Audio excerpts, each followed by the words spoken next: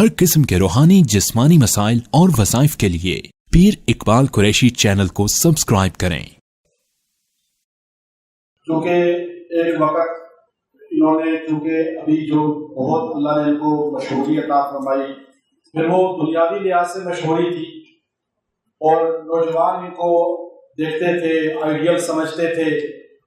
پھر ایک وقت آیا کہ اللہ تعالیٰ نے ان کو دوبارہ دین کی طرف راغب کر دیا اور پھر یہ اکابر علماء کے ساتھ جڑنا شروع ہو گئے، اور چونکہ خاندانی لحاظ سے مالی لحاظ سے بڑے مضبوط تھے شروع سے، تو اکثر گولڈ پہنتے تھے، تو لوگ یہ ان کو دیکھتے تھے کہ سونا بہت پہنا ہوا ہے، گولڈ پہنا ہوا ہے، اور یہ دیکھ کر اکثر آج دنیا جو ہے گولڈ کو دیکھ کر امپریس ہو جاتی ہے۔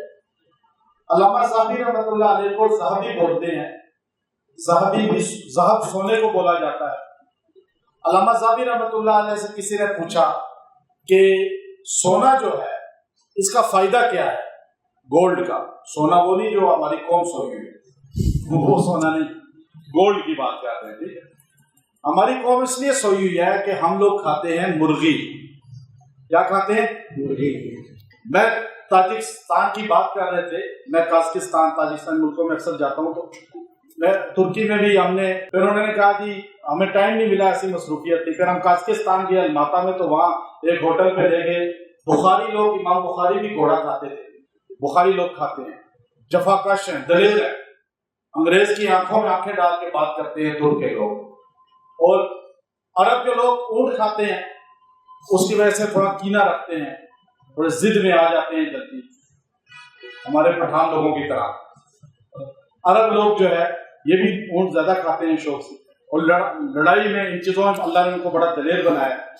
پھر آگے افریقہ کے لوگ بندر کھاتے ہیں، وہ ناچتے رہتے ہیں، ڈانس کرتے رہتے ہیں، اور ہمارے جو پاکستان کے لوگ ہیں مرغی کھاتے ہیں، چوں چوں کرتے رہتے ہیں۔ کبھی ایک روڈ بلاک کر لیں گے، دوسری روڈ سے لوگ گزریں گے، پھر وہ بلاک کریں گے، کچھ نہیں۔ اس ملک کا حال سیدھا نہیں ہوگا، اور ہوگا بھی نہیں جب تک اللہ تعالیٰ جو ہے کسی عمر ثانی کو نہیں بھیجے گا۔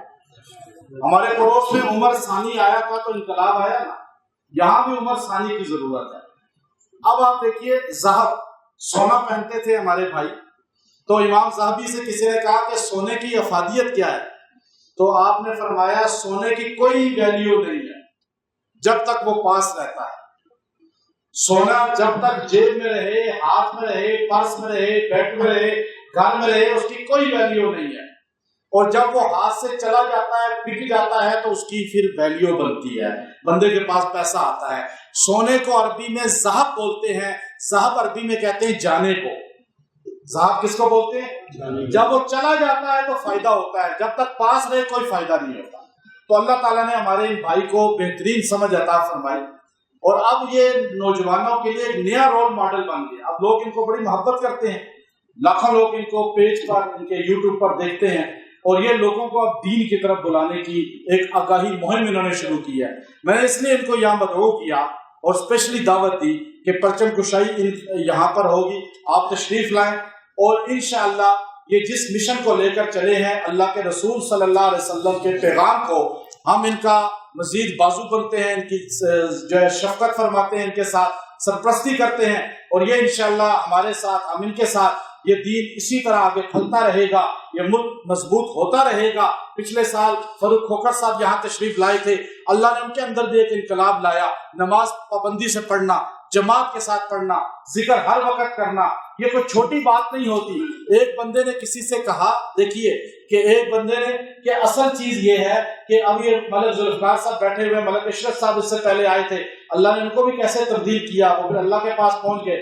ہمیں اپنی زندگی تبدیل کرنی چاہیے، آخرت کی فکر کرنی چاہیے۔